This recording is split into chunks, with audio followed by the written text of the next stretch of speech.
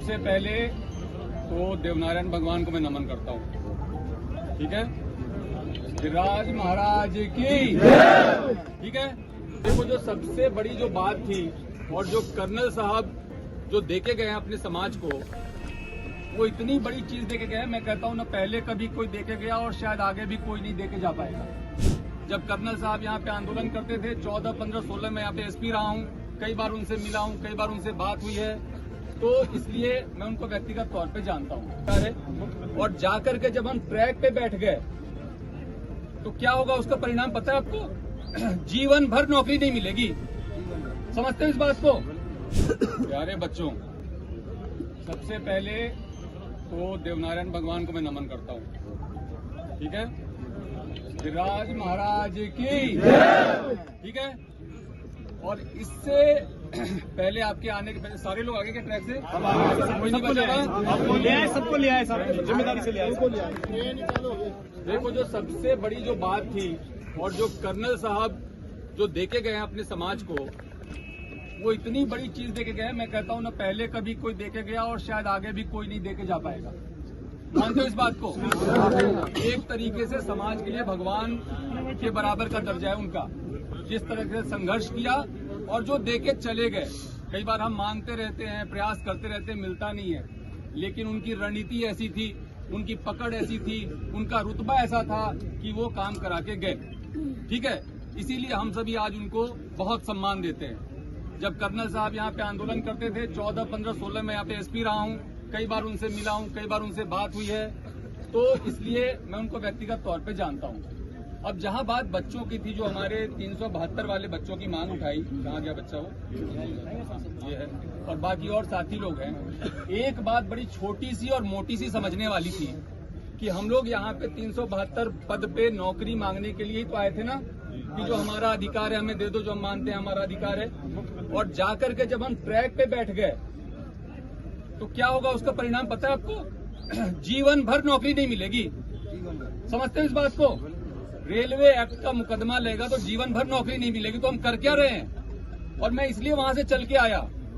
बात ये थी कि पुलिस को नहीं जाना चाहिए, लेकिन मैं इसलिए चल के आया कि ये बच्चे अपने लिए कर क्या रहे हैं। और मैं धन्यवाद देता हूं प्रधान जी का, मैं धन्यवाद देता हूं प्रधान जी का कि इन्होंने सबसे पहले इस बात को समझा, वहां पे गए, आपको समझाया, और अधिकांश बच्चे तो मेरे ख्याल से आगे समझ के और बाकी को भी अब समझा के ले आए।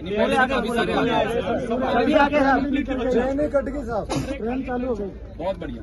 तो आप लोग इस बात को समझो कि एक तो प्रशासन, सरकार और समाज अलग अलग नहीं है, ठीक है।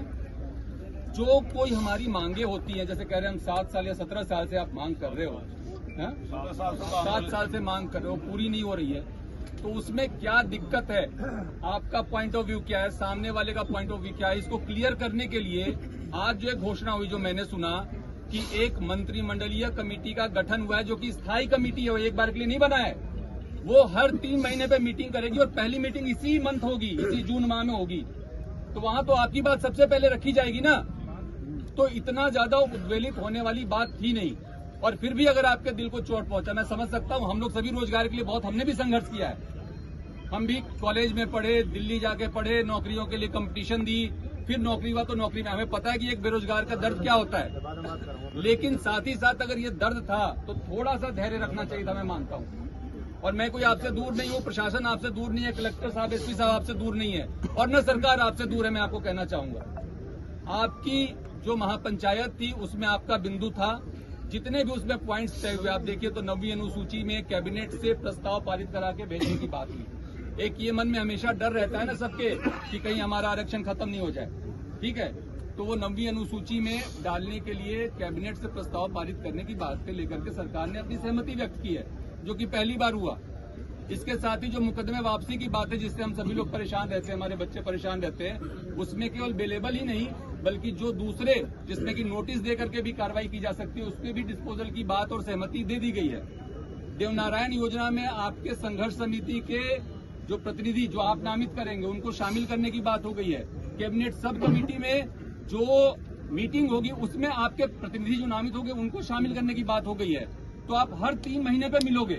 आप जो कह रहे हो हमारी कोई बात नहीं सुन रहा, हमारी कोई बात नहीं समझ रहा, हमारी लॉजिकल बात है, वो हर 3 महीने पे सवाल पूछने का आपके पास मौका होगा। तो मेरी कोई बात पे आपत्ति है क्या?